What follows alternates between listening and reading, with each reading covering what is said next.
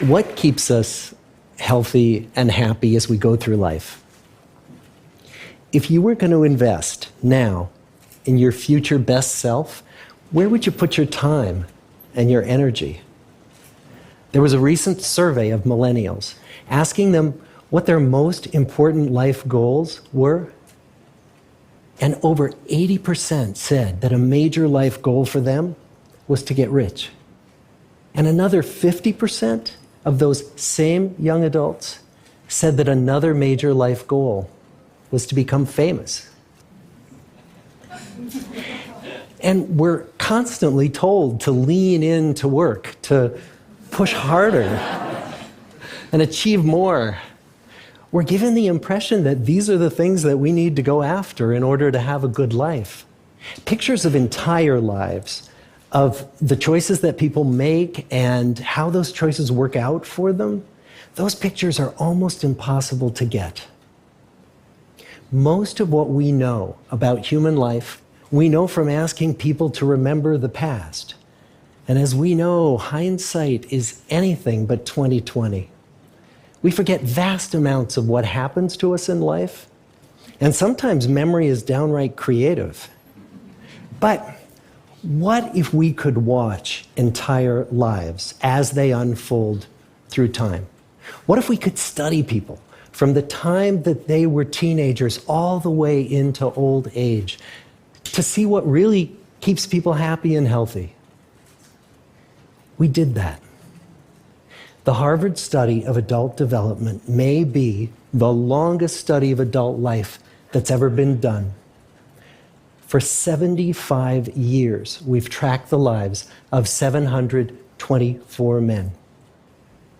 Year after year, asking about their work, their home lives, their health, and of course, asking all along the way without knowing how their life stories were going to turn out.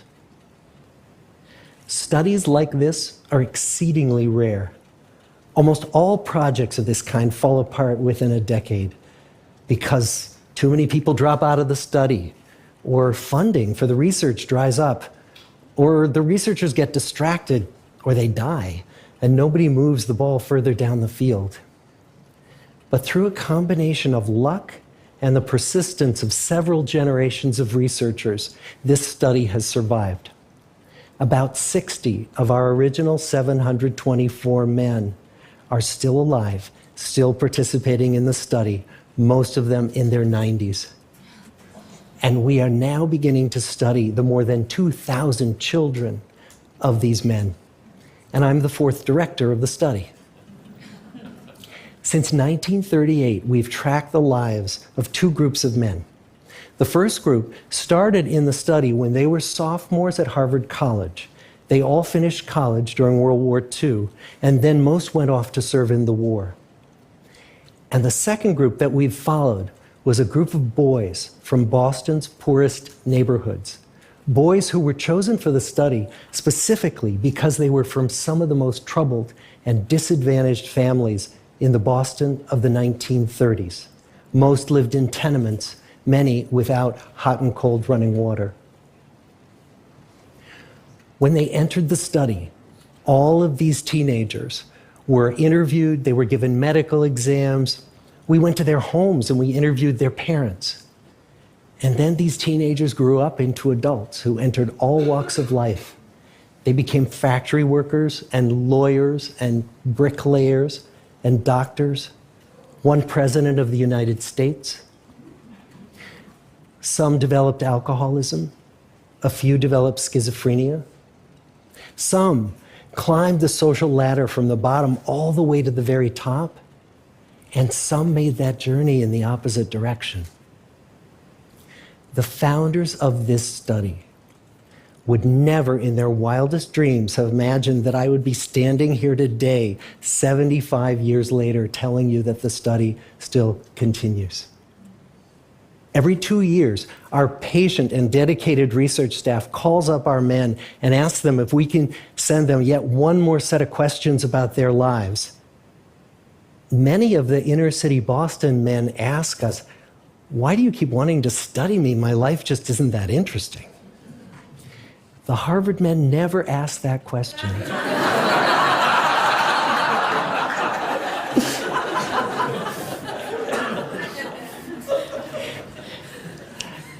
To get the clearest picture of these lives, we don't just send them questionnaires. We interview them in their living rooms.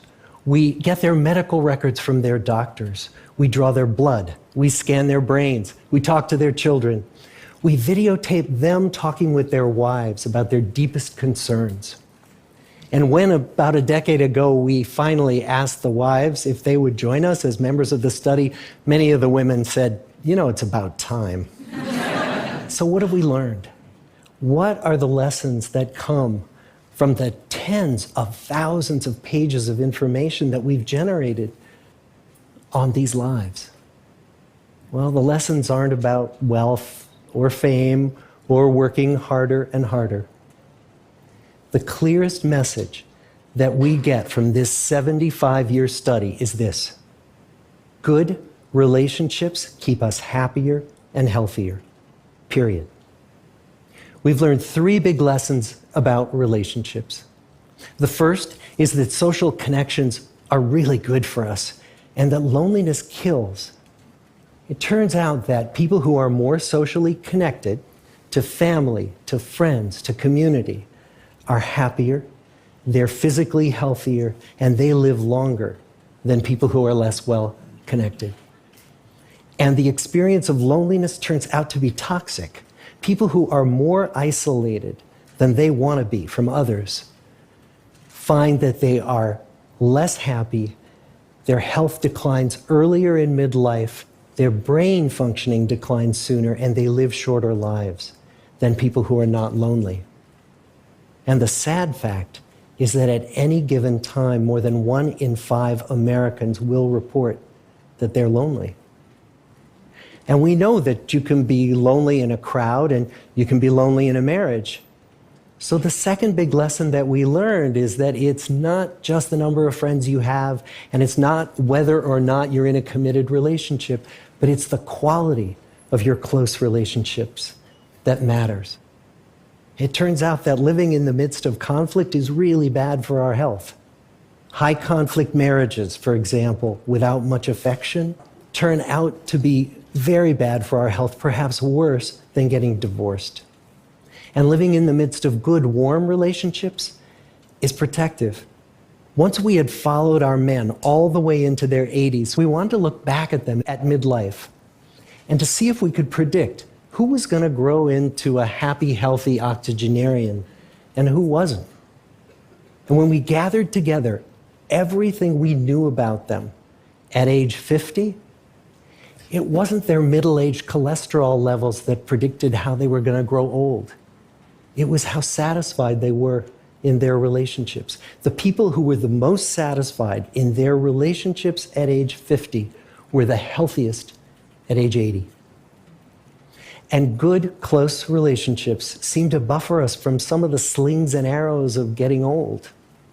Our most happily partnered men and women reported in their 80s that on the days when they had more physical pain, their moods stayed just as happy. But the people who were in unhappy relationships, on the days when they reported more physical pain, it was magnified by more emotional pain. And the third big lesson that we learn about relationships and our health is that good relationships don't just protect our bodies, they protect our brains.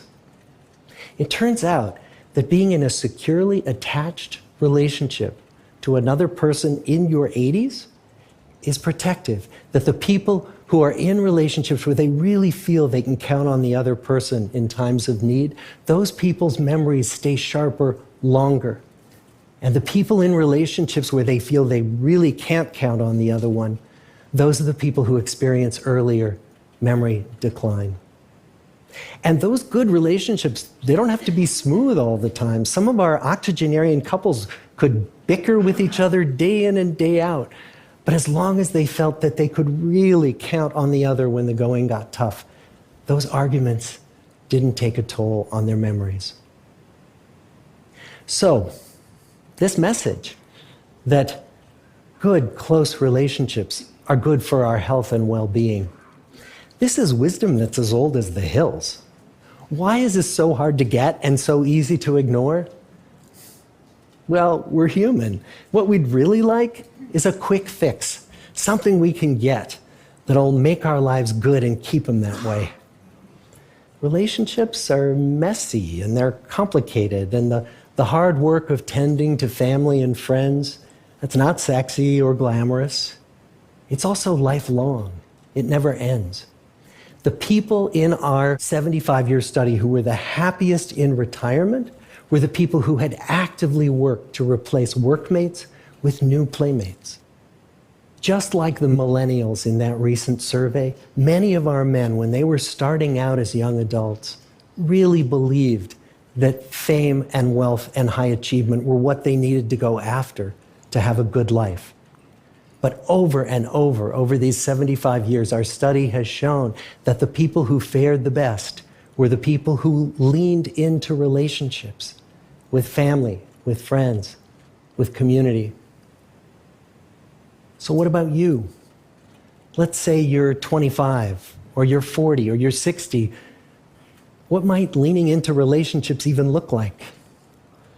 Well, the possibilities are practically endless.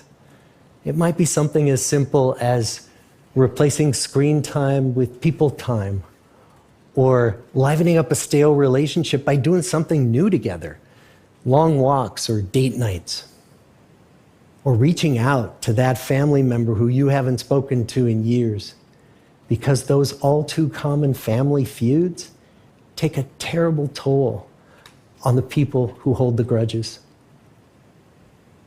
I'd like to close with a quote from Mark Twain. More than a century ago, he was looking back on his life, and he wrote this: "There isn't time, so brief is life, for bickerings, apologies, heartburnings, callings to account. There is only time for loving, and but an instant, so to speak, for that." The good life is built with good relationships. Thank you.